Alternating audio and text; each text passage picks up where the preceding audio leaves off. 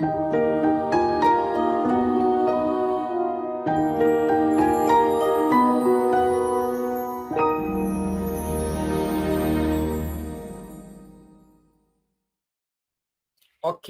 damos início à nossa gravação. A gente fez uma oração antes da gente começar a gravar. Nós iremos hoje começar, né, o estudo desse livro tão maravilhoso que é o livro A Mensagem do Terceiro Anjo. E nós iremos hoje tratar sobre o prefácio, né? Por quê? Nós estávamos conversando agora há pouco que o prefácio do livro, ele é muito importante, né, da gente ler e entender o que estava acontecendo, porque se a gente for ler direto os capítulos, né, sem ler o prefácio, a gente acaba tendo algumas dificuldades de entendimento do capítulo quando a gente vai lendo, né? À medida que a gente vai lendo os capítulos. Então, antes da gente começar o capítulo 1, 2, 3 e 4 em diante, a gente vai dar uma revisada sobre o prefácio para a gente entender, né, o que estava acontecendo naquela época ali, por que A.T. Jones deu esses sermões, né? Então, eu coloquei aqui passagens do próprio prefácio e algumas passagens do Tipo de Profecia para a gente ter um entendimento completo, né? Então, olha só. Vou passar aqui para a gente. Olha só. Primeiro, sobre a importância dos sermões, né? A importância desses sermões de A.T. Jones. Ellen White, ela escreve uma carta para A.T. Jones ali, né, em 1908, e ela diz assim para ele: tenho sido instruída a usar aqueles seus discursos impressos nos boletins da Conferência Geral de 1893 e 1897, os quais contêm fortes argumentos acerca da legitimidade dos testemunhos e que respaldam o dom de profecia entre nós. Foi-me mostrado que muitos seriam ajudados por esses artigos, e especialmente os recém-chegados à fé, que não têm sido familiarizados com nossa história como um povo. Será uma bênção a você ler novamente esses argumentos que foram preparados pelo Espírito Santo. Então, nesse livro, nós temos vários argumentos ali falados por A.T. Jones, só que ele fala que quem preparou esses argumentos foi o próprio Espírito Santo. Né? Então, veja que coisa maravilhosa, né? Então, a Bíblia fala ali, né, em 1 Coríntios 2, que o Espírito Santo, ele revelou, né, as coisas grandiosas para nós. Então, imagina só, argumentos que o próprio Espírito Santo preparou para nós como igreja, né, para que a gente pudesse ter acesso. Então, assim, tem coisas maravilhosas então escritas nesse livro para a gente poder compreender. Então, olha só, aqui também no prefácio tem uma citação que diz assim, ó, sempre houve uma necessidade de repetir as mensagens que confirmam as verdades fundamentais do movimento do Advento. De fato, no ano anterior, Ellen White havia reconhecido e abordado essa contínua necessidade. A Ellen White escreve: com base na luz que Deus me deu, reconheço que deveria haver um reavivamento das mensagens que foram dadas no passado. Então, ela escreveu isso em 1907. Ou seja, o que nós estamos fazendo agora aqui nessa live é exatamente isso que a Ellen White fala. Reconheço que deveria haver um reavivamento das mensagens. Ou seja, as mensagens foram dadas lá naquele período, porém elas precisam ser reavivadas, ou seja, as pessoas precisam conhecer essas mensagens. Então, por isso a importância de a gente ler esses livros, porque os sermões, as mensagens, estão aqui, nesse livro, A Mensagem do Terceiro Anjo. Então, está tudo aqui. Então, a Ellen White falou, olha, tenho sido instruída. Então, o Senhor Jesus estava instruindo a Ellen White, dizendo, olha, é necessário que essas coisas sejam reavivadas, é necessário que essas mensagens voltem a serem ouvidas, né? Que as pessoas conheçam essas mensagens, repitam a mensagem. Então é isso que a gente vai fazer ao longo das semanas, para a glória de Deus. Então, olha só.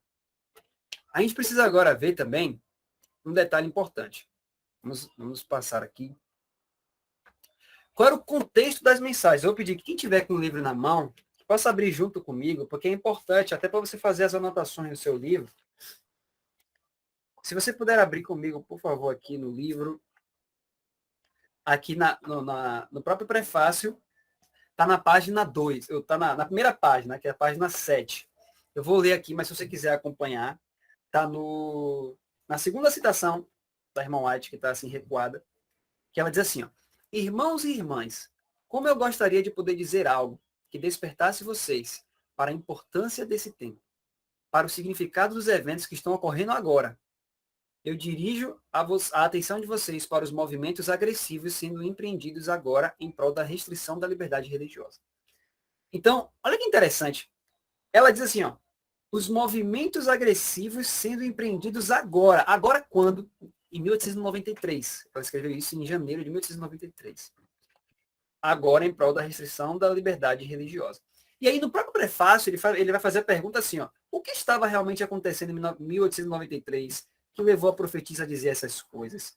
E quais foram os argumentos usados por Johnny nesses artigos, aos quais Ellen White se referiu 15 anos depois? Então, veja, quais foram, o que foi que ele falou, né? É isso que está nesses livros. Então, sermão 1, sermão 2, até o último sermão, foi tudo que ele falou e os argumentos que ele utilizou, que ela falou que não foi nem ele que preparou, mas foi o Espírito Santo, né? Então, já aqui no próprio prefácio, a gente já vê o seguinte, olha, existiam coisas acontecendo que levou, né, Ellen White a reconhecer, olha, essas coisas, eu preciso chamar a atenção de vocês para esses movimentos que estão acontecendo em prol da restrição da liberdade religiosa.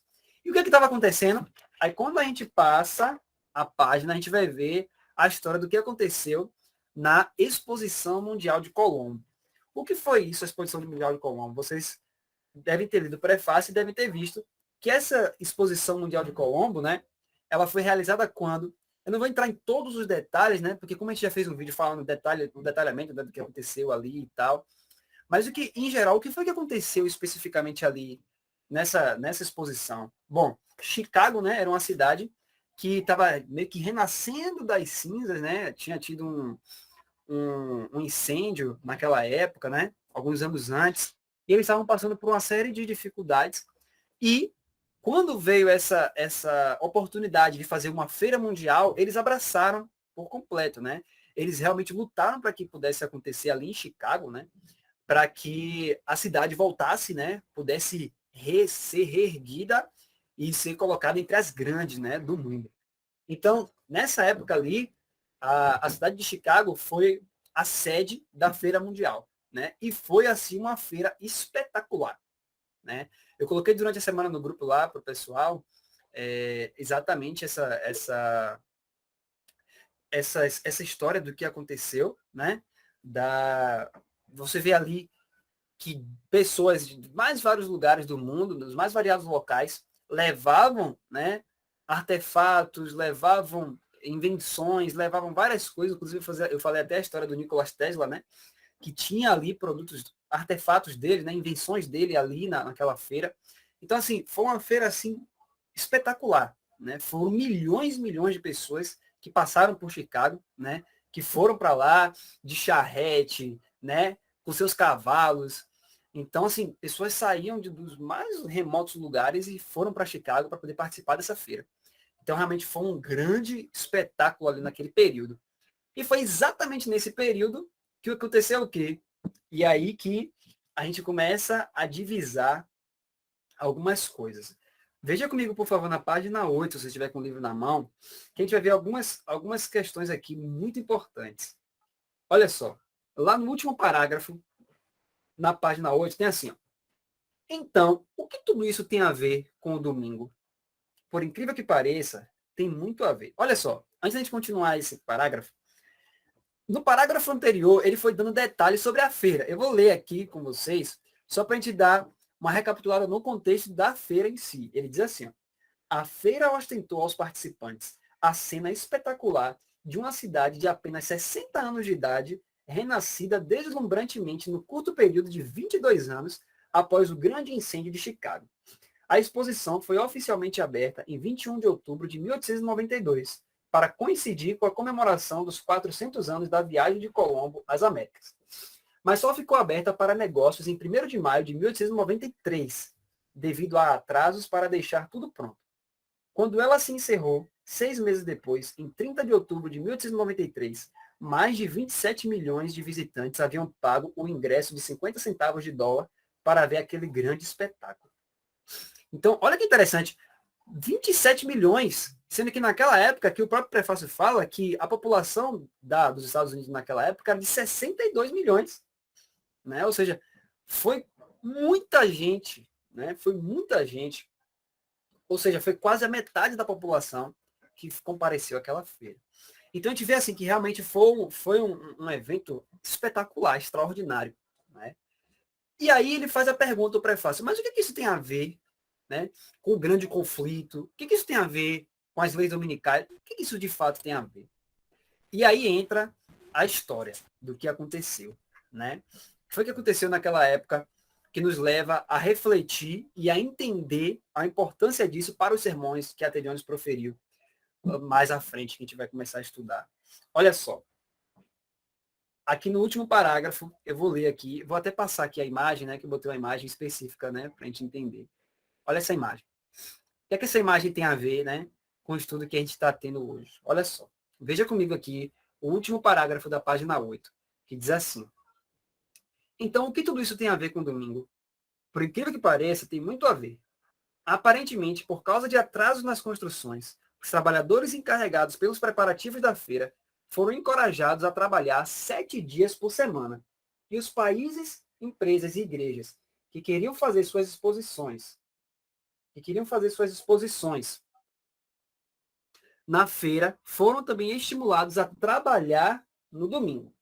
Os presbiterianos se recusaram a esvaziar suas caixas no domingo ou utilizar nesse dia o espaço que lhes fora reservado e declinaram de todo contato com a sacrílega exposição quebrantadora do sábado. Queridos, olha que interessante. O que aconteceu, né? Provavelmente teve alguns atrasos ali na obra e aí os trabalhadores foram, eles tiveram que continuar trabalhando, né? Eles tiveram que continuar fazendo as suas obras 7 dias por semana, por causa dos atrasos. Só que aí a igreja presbiteriana, né, e outras pessoas, eles não estavam de acordo com isso, de permanecer trabalhando, inclusive no domingo. Veja que eles usam a palavra sábado, mas o próprio livro explica para a gente que muitos protestantes utilizam a palavra sabbat, né, no inglês, como se referindo ao domingo. Então eles estavam dizendo que ali era o quebrantamento do sábado. Então eles não aceitaram que as pessoas que estivessem ali, né, que fossem ligadas à religião, tivessem que trabalhar aos domingos, porque isso seria quebrantar a lei de Deus. Olha que interessante, né? Então, olha só, os presbiterianos e outros grupos religiosos levaram o seu caso ao Congresso, após fazerem circular milhares de abaixo-assinados nas igrejas por todo o país. Esses abaixo-assinados foram assinados por milhões de pessoas que expressaram sua oposição à abertura da feira aos domingos. Queridos, olha que situação inusitada. E olha o que isso já diz muita coisa para a gente. Antes da gente ler os textos, vou até comentar sobre isso. Veja que quem estava ali à frente dessa questão dominical, né, de não permitir, foi uma igreja protestante. Então, uma igreja protestante, né, junto com outros protestantes, eles fizeram uma abaixo-assinado. Eles conseguiram, olha o que aqui está dizendo, milhões de pessoas para assinar de que o domingo não deveria ser um dia de trabalho. Né? Veja que Roma não está aí, você não vê nenhum clérigo, né? nenhum ser do clero chegando dizendo assim, não pode fazer. Quem toma a iniciativa é quem? Os protestantes. Os protestantes. E aí, a igreja presbiteriana fez isso e eles conseguiram, né, milhões de pessoas estando a favor e dizendo assim, não, realmente, não tem que abrir a feira no domingo. Não tem que trabalhar no domingo. E aqui eu quero finalizar aqui falando aqui, ó, na página 9. Embora muitos fossem contra o envolvimento do governo nessa questão religiosa, o Congresso cedeu às exigências dos grupos religiosos e aprovou um decreto segundo o qual a concessão de fundos para apoiar a feira só seria efetuada sob a condição de que a grande exposição fosse fechada ao público aos domingos. Deixa eu botar o livro aqui. Então, olha só que coisa. Então, eles abriram a feira, só que os protestantes conseguiram fazer com que o Congresso cedesse às exigências deles, dizendo assim, olha, nós só iremos conceder verba, só iremos conceder dinheiro para ajudar na exposição, contanto que não seja feita aos domingos. Ou seja, essa era uma questão religiosa que César, né, estava tomando parte. Então, a gente estudou algumas semanas atrás, um dos sermões de Prescott, ele falava sobre isso. Dai a César o que é de César e dai a Deus o que é de Deus. César é o governo e Deus é a parte religiosa. Então, não deve haver união entre Deus e César. Só que nós vimos agora aqui que em 93 as igrejas recorreram a César. Né? As igrejas recorreram a César para que impusesse as suas doutrinas, né? Para que impusesse a sua visão. E nós sabemos que isso não é correto. Porém, a igreja fez isso. Né? Milhões de protestantes fizeram isso. E o que foi que eles fizeram, então? Eles apelaram para o poder civil. Né? Agora, o que isso nos diz? Porque, assim, veja que eles colocaram uma lei, né? Eles estavam colocando já esse projeto de lei, e eles colocaram esse decreto. O que dizia no decreto? Apesar de ter aqui no prefácio, eu coloquei esse decreto aqui na íntegra para que a gente possa ler e ver o que foi que eles colocaram. Olha só o que foi que eles disseram em relação a isso. Diz assim: lei promulgada pelo Senado e pela Câmara dos Deputados dos Estados Unidos da América, reunidos em Assembleia do Congresso. Seção 4. Declara-se por meio desta que todas as verbas aqui solicitadas, referentes à Exposição Mundial de Colombo, serão concedidas sob a condição de que a exposição mencionada não seja aberta ao público no primeiro dia da semana, comumente chamado de domingo. Se tais verbas forem aceitas sob esta condição pela Sociedade Anônima do Estado de Illinois, conhecida como Exposição Mundial de Colombo, decreta-se que a Comissão Mundial de Colombo, criada pelo Decreto do Congresso de 25 de abril de 1890, ficará responsável pela elaboração de regulamentos ou modificações dos regulamentos da supracitada Sociedade Anônima, que se fizerem necessários diante da disposição de que a exposição seja fechada no referido primeiro dia da semana, comumente chamado de domingo. Olha que coisa, né? Eles estão dizendo aqui, então, que as verbas que eles estavam solicitando para que o governo desse, só seriam concedidas com a condição de que se o domingo fosse respeitado. Olha que coisa. Então, o governo ele se reduziu a ajudar somente se uma imposição religiosa fosse observada. Olha que coisa, né? Precisou, olha que interessante, precisou o papado fazer alguma coisa? Não precisou o papado fazer alguma coisa. Precisou o papado fazer reuniões com os líderes da feira? Não precisou. Quem foi o agente principal? Os protestantes dos Estados Unidos. Isso é muito importante, porque a história se repete. Nós vamos ver isso. Olha só. Continuando. No próprio prefácio, vocês devem ter observado que ele cita um livro chamado Sunday's Coming, ou seja, a vinda do domingo. E olha só o que nesse livro, né, o autor ele diz assim, ó, essa lei, comentando sobre essa lei que a gente leu, né? Essa lei, que muitos reconheceram como inconstitucional, foi aprovada mesmo assim, porque a maioria dos que entraram em contato com o Congresso a exigiu. A razão por que eu usei esse capítulo para ressaltar essas circunstâncias inusitadas é porque sabemos que o grande decreto dominical do fim dos tempos será promulgado exatamente dessa forma. Ele será impulsionado por líderes religiosos, exigido pelo povo e aprovado sem resistência pelo Congresso. Então, queridos, hoje é uma ilusão nós pensarmos assim, não, os Estados Unidos têm uma Constituição, e na Constituição eles dizem lá que todo mundo tem o seu direito, né? Cada um tem o seu direito religioso, a liberdade. Só que a história já mostrou para nós claramente que quando há uma pressão, que quando há exigência por parte do povo e da igreja, dos protestantes, o Congresso cede. O Congresso cedeu e isso vai acontecer no futuro de novo. Então, nós estamos aqui em um período, então todos esses sermões de A.T. Jones que ele começou a falar, estava dentro desse período, onde o Congresso estava ali cedendo a imposições religiosas. E o que é isso que estava acontecendo então? As cenas de Apocalipse 13 estavam ali no seu mais alto cumprimento, estavam se cumprindo diante dos olhos de todo mundo. Então tinha tudo para acontecer. Então, quando Deus enviou essas mensagens por A.T. Jones, era o quê? Para finalizar a preparação do povo para que realmente as cenas dessem prosseguimento e Jesus Cristo voltasse. Tanto é que vocês leram também no prefácio que em um ano depois, o que é que nós fala? Tem essa citação aqui, ó. Se alguém quiser anotar, quiser colocar, está na página 11.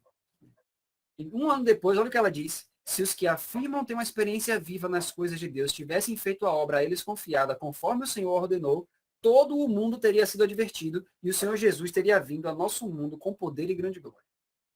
Ou seja, se eles tivessem realmente entendido as mensagens que foram dadas ali, né, e tivessem pregado e vivido aquilo, olha o que ela diz, o mundo inteiro, olha que seria Veja, ela está dizendo isso em 94, um ano depois das cenas que se deu em 93.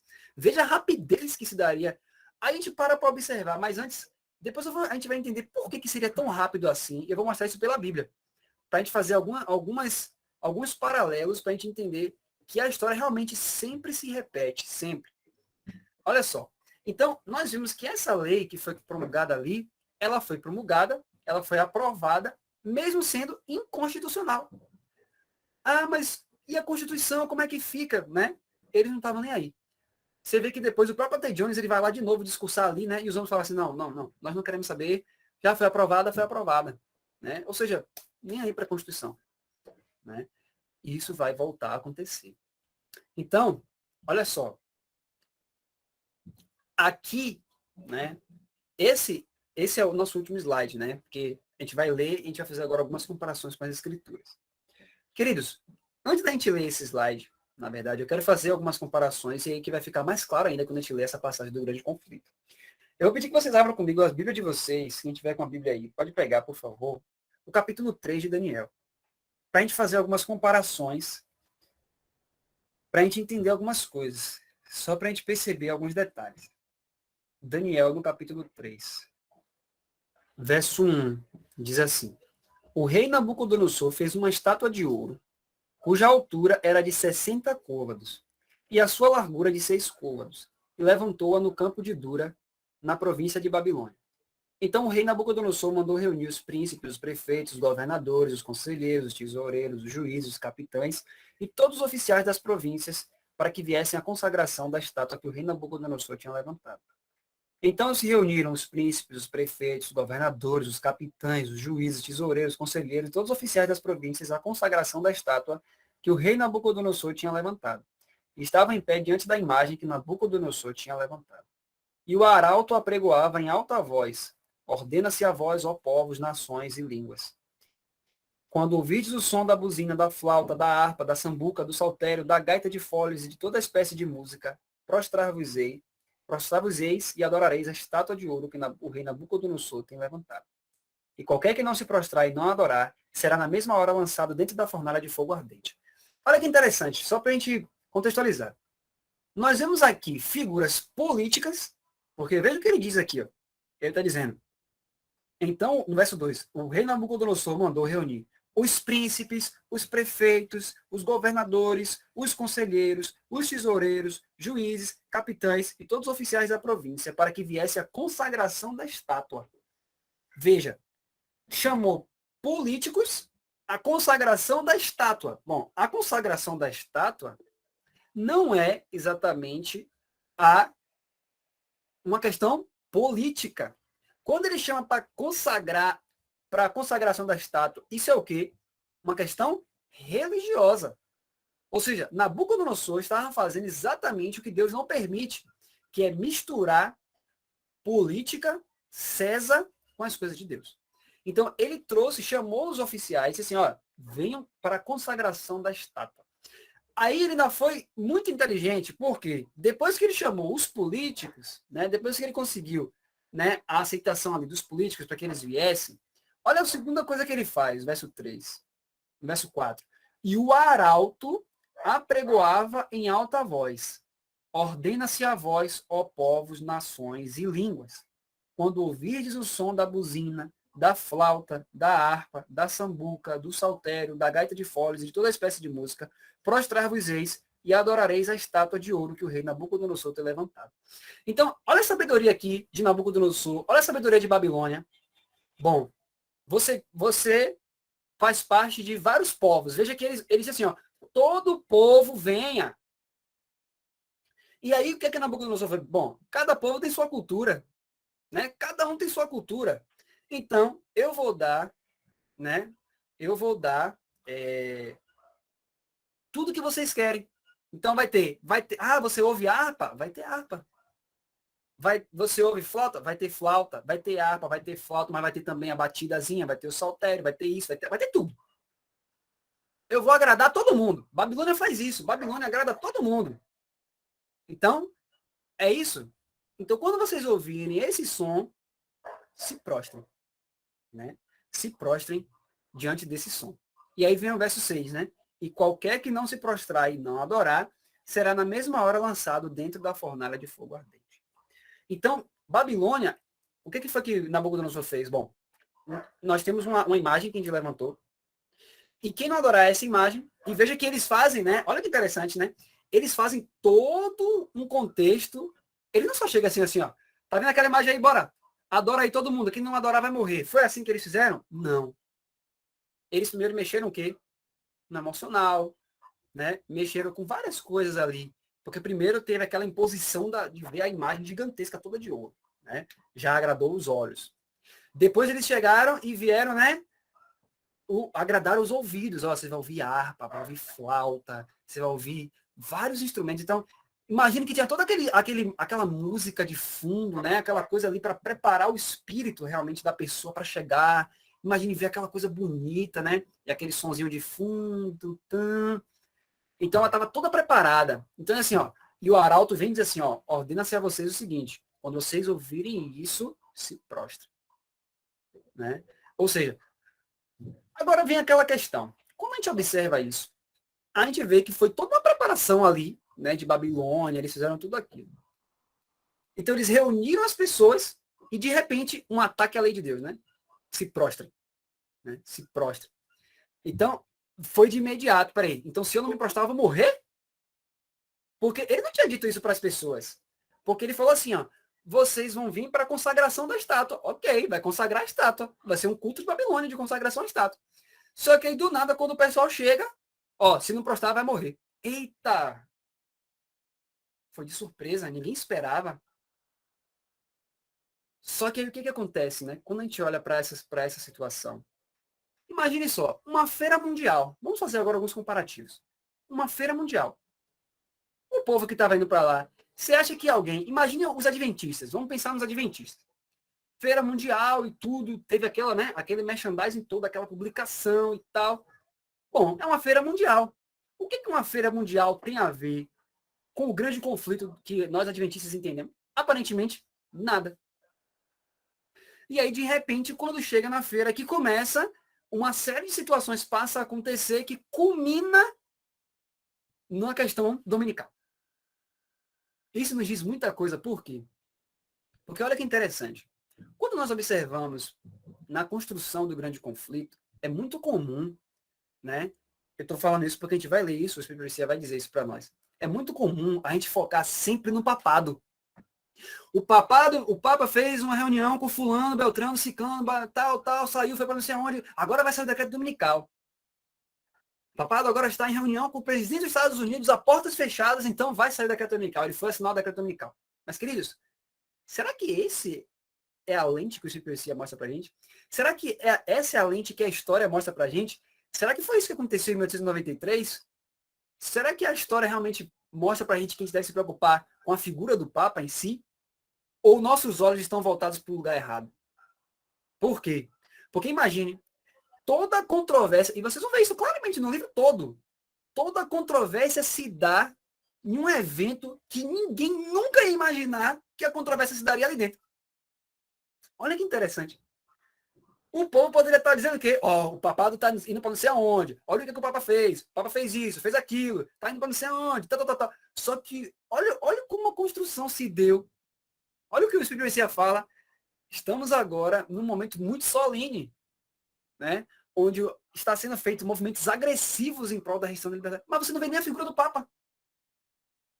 Né? Você vê qual figura? A figura das igrejas protestantes. Isso é muito importante a gente perceber isso. Por quê? Porque agora, vamos dar uma olhada no que Ellen White fala do grande conflito. Eu tirei esse texto aqui, está no livro Eventos Finais também. Você pode ver lá no livro Eventos Finais, acho que na página 131. Olha o que ela diz sobre o futuro, né? Ela diz assim, ó, quando as principais igrejas dos Estados Unidos, olha só, quando as principais igrejas dos Estados Unidos, ligando-se em pontos de doutrina que lhes são comuns, influenciarem o Estado para que imponha seus decretos e lhes apoie as instituições, a América protestante terá então formado uma imagem da hierarquia romana. E a inflição de penas civis aos dissidentes será o resultado inevitável. a imposição da guarda do domingo pelos protestantes é uma obrigatoriedade do culto ao papado. No próprio ato de impor um dever religioso por meio do poder secular, formariam as igrejas mesmas uma imagem à besta. Daí a obrigatoriedade da guarda do domingo nos Estados Unidos equivaler a impor a adoração à besta e à sua imagem. Então, olha que coisa interessantíssima. Então, quando é que a imagem é formada? Né? Inclusive, um dos sermões de Até de Jones, ele fala assim, né? Estamos vendo a imagem formada diante de nós. Ele ainda chega a comentar isso no livro. Quando é que a imagem é formada? O que é a imagem da besta? Nós sabemos o seguinte, quando você olha para Apocalipse capítulo 13, você vê o que ali? Você vê duas bestas. Não é isso? Você vê duas bestas, você vê uma besta que sobe do mar e uma besta que sobe da terra. Só que eu vou pedir que vocês abram comigo Apocalipse 13, e a gente vai olhar, ver realmente essa questão. Apocalipse capítulo 13, nós vemos a besta que sobe do mar e a besta que sobe da terra. Quem é a besta que sobe do mar? Vamos só relembrar. Roma, né? Roma papal é a besta que sobe do mar. E quem é a besta que sobe da terra? O grande conflito é claro e taxativo. Estados Unidos da América. Não é isso? Então, os Estados Unidos da América, que tem chifres como de cordeiro, mas fala como um dragão, né? Que vai falar como um dragão, esse é o segundo poder. Então, por que chifres de cordeiro, né? É uma nação protestante, a gente explica tudo isso no grande conflito. Né? Os princípios do republicanismo, protestantismo, mas que ele vai falar, né? Ele vai falar como um dragão, ou seja, vai impor leis, né? Uma nação fala por meio de suas leis. Então, os Estados Unidos, no futuro, vai colocar leis opressivas contra o próprio povo de Deus, né? Apesar de ser uma nação dita cristã, né? Então, olha só, quando a gente olha aqui para Apocalipse capítulo 13, eu vou pedir que os irmãos vejam comigo aqui rapidamente. No capítulo 13 de Apocalipse, ele vai dizer assim, ó, capítulo 13, verso 13. Verso 12, vamos ler do verso 12. A gente vai ler do 12 ao 14, que diz assim, ó, e exerce todo o poder da primeira besta na sua presença, e faz que a terra e os que nela habitam adorem a primeira besta, cuja chaga mortal fora curada, e faz grandes sinais, de maneira que até fogo faz descer do céu à terra à vista dos homens. E engana os que habitam na terra com sinais que lhe foi permitido que fizesse em presença da besta, dizendo aos que habitam na terra que fizessem uma imagem à besta, que recebera a ferida da espada e vivia. E foi-lhe concedido que desse espírito à imagem da besta. Queridos, vamos parar aqui. Olha só. Veja que a Bíblia fala para nós que foi formada a imagem. Olha a construção dos versos da Bíblia, isso é muito importante. Veja que ele diz assim, ó, no verso 14, que ela dizia para os habitantes da terra que eles deveriam fazer uma imagem da besta que recebeu a ferida da espada e que viveu. Então, é colocado, é insuflado diante das pessoas a necessidade de se ter uma imagem. Mas agora que o Espírito já falou para nós o que é a imagem, olha como a gente começa a perceber algumas coisas. O que é a imagem da besta? Quando as principais igrejas dos Estados Unidos se unem em pontos de doutrinas que lhes são comuns, ou seja, olha o que a Bíblia está mostrando para nós, que haveria no futuro, né, um movimento, né, pessoas, uma voz que diz assim, ó, vocês precisam fazer uma imagem. E o que significa vocês precisam fazer uma imagem? Vocês precisam se unir. A gente não ouve isso hoje em dia, não? O amor, vamos nos unir em prol do amor. Vamos nos unir, em vez de falar daquilo que nos separa, vamos nos unir. Percebe? Então veja que a Bíblia está dizendo para nós, ó, no verso 14, que ele engana. Veja que isso é um engano. Porque o que é o verdadeiro amor bíblico? Se me amardes, guardareis os meus mandamentos. Então, não existe amor fora dos mandamentos do Senhor Jesus. Amor é obediência, né? Romanos 13 fala, o cumprimento da lei é o amor. Mas a Bíblia fala que nos últimos dias haveria um engano. E esse engano era o quê? Olha, vocês precisam se unir. Vocês precisam se ligar em pontos que são comuns a vocês. Não, deixa as diferenças para lá e vamos nos unir. Então, olha de novo o que o Espírito fala. Quando as principais igrejas dos Estados Unidos, ligando-se em pontos de doutrinas que lhes são comuns, influenciarem o Estado para que imponha seus decretos, eles após as instituições, a América protestante terá então formado uma imagem da hierarquia romana. Olha que coisa interessante, né? Então, é exatamente essa voz hoje, nos últimos dias, que diz, gente, se unam, exatamente, em prol do bem comum. Unam-se em pontos de doutrinas que são comuns. Essas coisas que diferenciam, deixa para lá. Vamos nos unir. Veja que a Bíblia fala que esse é o engano que começa para poder fazer a imagem da besta. Então, olha que a imagem da besta, ela não inicia do nada. Ela inicia com um engano. Ela inicia com um engano. Então, primeiro se engana as pessoas e aí depois coloca-se na cabeça delas que é necessária a união em pontos de doutrinas que são comuns. E aí, depois disso, o que acontece? Olha o que o verso 14 vai dizer. Enganos que habitam na terra com sinais que lhe foi permitido que fizessem em presença da besta, dizendo aos que habitam na terra que fizessem uma imagem à besta que recebera a ferida da espada e vivia. Quando a gente fala em fazer uma imagem, o que é fazer uma imagem? Isso é importantíssimo. Porque, olha, quando eu olho para o espelho, eu vejo a minha imagem refletida ali.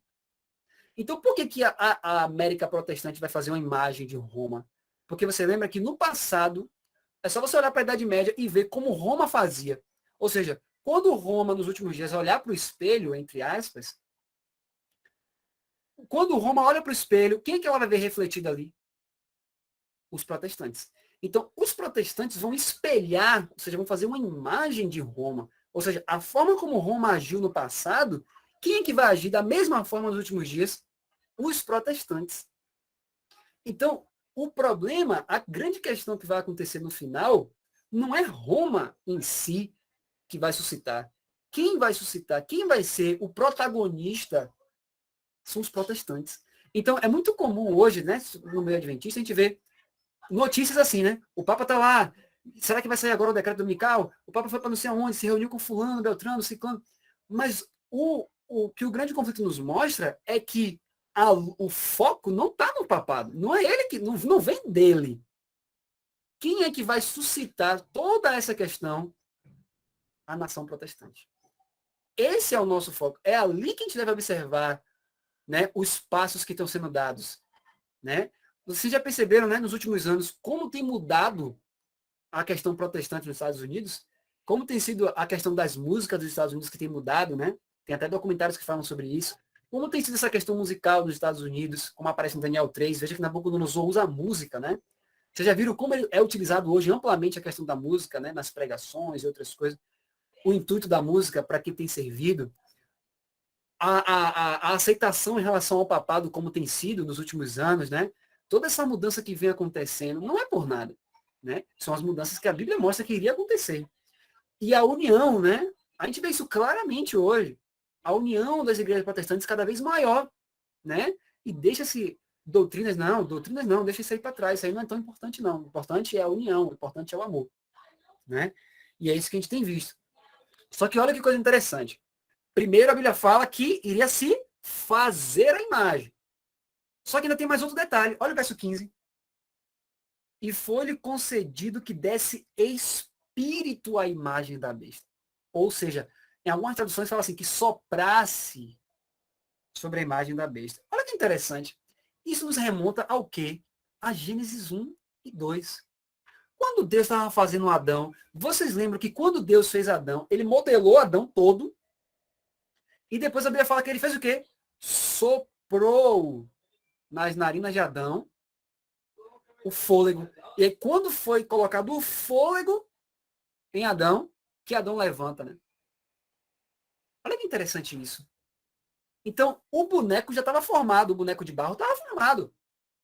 Mas quando Deus soprou sobre ele, que ele ganhou vida. Então, olha que interessante, porque no verso 14 de Apocalipse, aqui está dizendo para nós que primeiro foi dito que fizesse a imagem. Então, beleza, primeiro vamos fazer a imagem. Primeiro vamos fazer a imagem. Só que depois que a imagem estava feita, o que foi concedido? Foi concedido que fizesse o quê? Que desse espírito à imagem da besta, soprasse, ou seja, era necessário que agora a imagem da besta ganhasse fôlego. Olha que interessante isso. E foi-lhe concedido que desse espírito à imagem da besta para que também a imagem da besta falasse. O que é a imagem? Olha que interessante, que maravilhoso isso, né?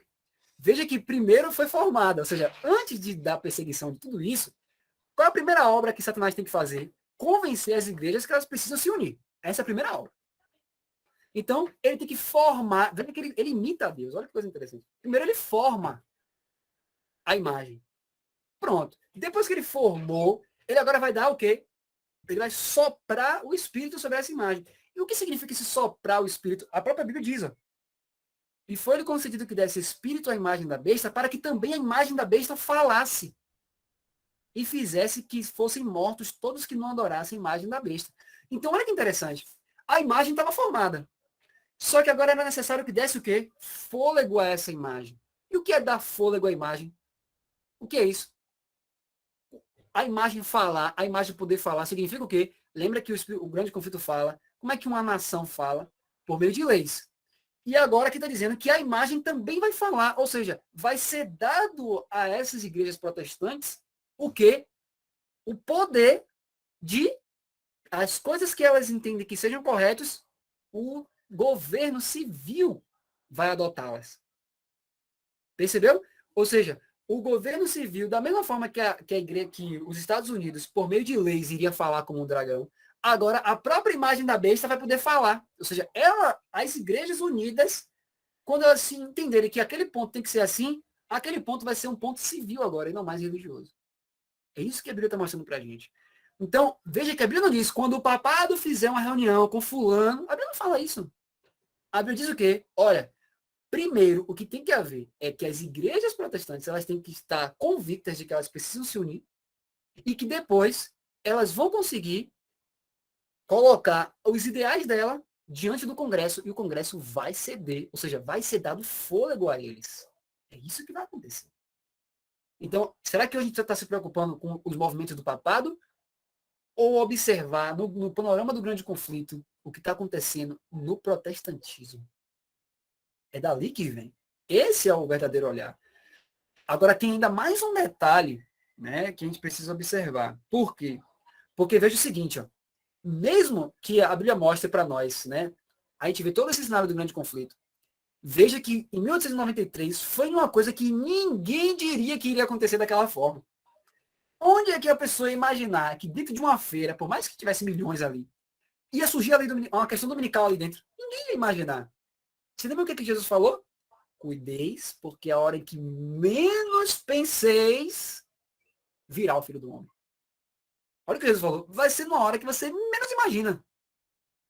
Ou seja, quando aconteceu aquilo ali em 93, ninguém ia imaginar que a forma da imagem da besta ia ser começada a ser feita ali. Ninguém ia imaginar isso. Mas aconteceu. O que isso nos mostra, queridos? Nos mostra que hoje, por mais que a gente olhe para o cenário hoje global, e a gente imagina assim, não, tem tudo para acontecer. Pode ser que aconteça? Pode. Pode ser que não aconteça? Pode também. Mas olha o que isso mostra para nós quando a gente lê e entende esse prefácio. Mostra o seguinte, ó. Você não pode hoje olhar para o cenário global e ficar dizendo assim, ó, conjecturando. Agora, esse bilionário fez isso, então vai sair dali. Agora, não. Qual é a nossa obra hoje? A nossa obra hoje é a preparação do meu caráter, entender que Jesus Cristo pode voltar, o cenário global pode mudar de uma hora para outra assim, ó. Por quê? Porque em 93 estava tudo tranquilo, entre aspas. Quando veio a feira, do nada surgiu a lei dominical, quer dizer, ninguém estava esperando isso. Aí Deus aí mandou os sermões para Ata Jones, olha, ele vai falando, e a gente começa a entender o grande cenário que estava acontecendo. Ou seja, foi uma coisa inesperada. Agora, nos últimos dias, pode acontecer da mesma forma, pode acontecer que um evento aconteça, ou uma situação no mundo aconteça, que de uma hora para outra envolva as igrejas protestantes e que naquele momento ali, pode ser uma questão de um dia só, que naquele momento ali, elas, ó, a gente vai ter que tomar uma medida. E a medida é essa. Sabe? Então, isso, amados, nos mostra o seguinte, que a preparação, Deus permitiu que isso tudo acontecesse ali no passado e a gente viu que era realmente para Jesus Cristo voltar ali. Mas por que Jesus Cristo não voltou? E isso, queridos, é uma coisa que a gente precisa realmente compreender. As cenas de Apocalipse 13, as cenas que nós vimos no grande conflito, elas vão acontecer? Vão. Mas elas já poderiam ter acontecido em qualquer geração depois de 1844. Né? Qualquer geração. Por que não aconteceu? Porque os eventos eles são subordinados à condição da igreja. Lembra que Apocalipse nos mostra claramente que o anjo do selamento, ele chega para os anjos que estão segurando os 4 ventos e dizem o que para eles? Olha, segure os 4 ventos até que selemos na fronte o povo de Deus. E nós só poderíamos receber o selo de Deus na fronte. O que é que diz Testemunhos Seletos, volume 2, página 69? Ninguém vai receber na fronte o selo de Deus enquanto o caráter tiver uma mancha ou uma mácula. Então, qual é a obra de Deus? É preparar o seu povo. Porque por mais que o cenário... Porque, gente, não tem cenário melhor para acontecer um decreto dominical do que esse daí, de 93. Tinha tudo para acontecer. Estava tudo montado. Deus mandou a mensagem, estava todo o cenário ali de novo, que já tinha montado um cenário em 88, montou de novo em 93, e não aconteceu.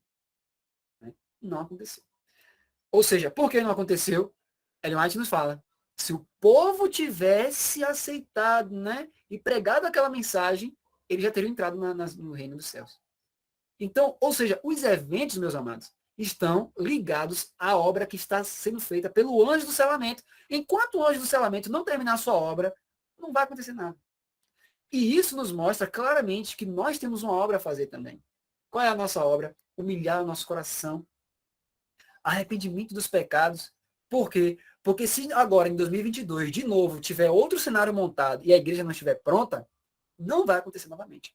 Porque o anjo do selamento, ele que tem que terminar a obra e dizer assim, ó, pode soltar os ventos agora.